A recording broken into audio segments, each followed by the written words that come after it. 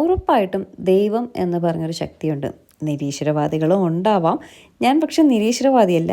ദൈവം എന്ന ശക്തിയിൽ വിശ്വസിക്കുന്ന ആളാണ്. അതിലുപരി ആൾ ദൈവം അല്ലെങ്കിൽ ജ്യോത്സ്യൻ, ജ്യോതിഷം അതിലൊന്നും അന്ധമായിട്ട് വിശ്വസിക്കുന്ന ആളല്ല. എന്ന് പറഞ്ഞാൽ അന്ധവിശ്വാസിയല്ല, ദൈവത്തിൽ മാത്രം വിശ്വസിക്കുന്ന ആൾ എന്ന് പറഞ്ഞ് നിരീശ്വരവാദിയല്ല കേട്ടോ. അതുപോലെ തന്നെ എൻ്റെ വിശ്വാസത്തെ ഞാൻ മറ്റൊരാളെ അടിച്ചേൽപ്പിക്കാനും ശ്രമിക്കത്തില്ല. ചിലരുണ്ട് കേട്ടോ, ഞാൻ ചില കഥകളൊക്കെ പറഞ്ഞ് കേട്ടിട്ടുണ്ട്. ദൈവം നമ്മുടെ കൂടെ കിടന്നു, ദൈവം നമ്മുടെ കൂടെ തിന്നു, ദൈവം നമ്മുടെ കൂടെ കുളിച്ചു എന്നൊക്കെ പറഞ്ഞിട്ട്.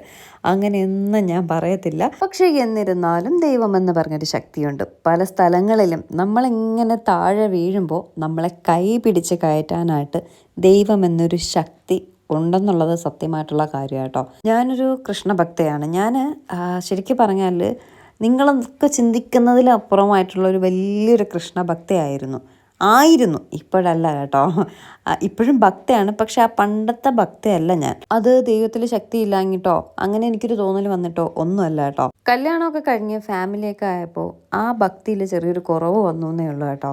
ഞാനിപ്പോൾ കൃഷ്ണഭക്തി ആയതുകൊണ്ട് കൃഷ്ണൻ മാത്രമേ ഈ ലോകത്തുള്ളൂ, കൃഷ്ണനെ മാത്രമേ നിങ്ങൾ ഭജിക്കാവൂ അങ്ങനെയൊന്നുമില്ല. നിങ്ങൾക്കിഷ്ടമുള്ള ദൈവങ്ങളെ ഭജിക്കാം.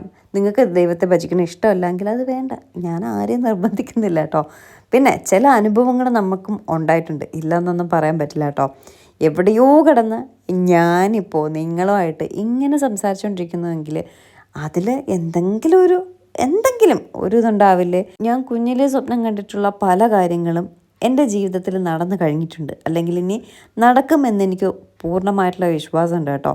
ആ ഒരു വിശ്വാസം എല്ലാം ഈ ഒരു ശക്തിയിൽ നിന്ന്, ഒരു എനർജിയിൽ നിന്ന് കിട്ടിയതാണ്.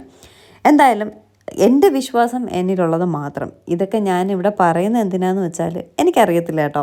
എനിക്ക് ഇങ്ങനെയൊക്കെ ഒന്ന് പറയാൻ നിങ്ങളോട് തോന്നി. ഞാൻ കഴിഞ്ഞൊരു വീഡിയോയിൽ പറഞ്ഞിട്ടുണ്ട്, കുന്നോളം ആഗ്രഹിച്ചാൽ കുന്നിക്കുരുവോളം കിട്ടുമെന്ന്. അല്ല, കുന്നോളം ആഗ്രഹിച്ചാലും കുന്നോളം തന്നെ കിട്ടും. അപ്പോൾ കുന്നോളം കിട്ടണമെങ്കിൽ ആര് തരുന്നതായിരിക്കും? ഉറപ്പായിട്ടും നമ്മുടെ ഹാർഡ് വർക്ക്. അതാണ് ഫസ്റ്റ് സ്ഥാനം കേട്ടോ. ഹാർഡ് വർക്കും ഒപ്പം കുറച്ച് ദൈവഭക്തി.